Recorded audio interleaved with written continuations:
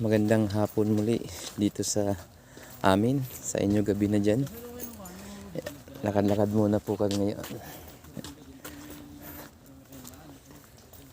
Pupunta muna kami ng tindahan, medyo malayo ang tindahan dito. Kasi dito kami ngayon, ito ang aming accommodation. Malayo sa tindahan. Ayan.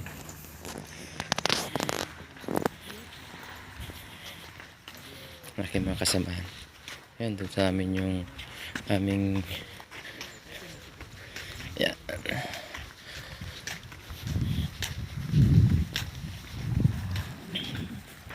Malamig pa dito. Hindi naman gaano kalamigan. Hindi hapon na dito sa amin eh.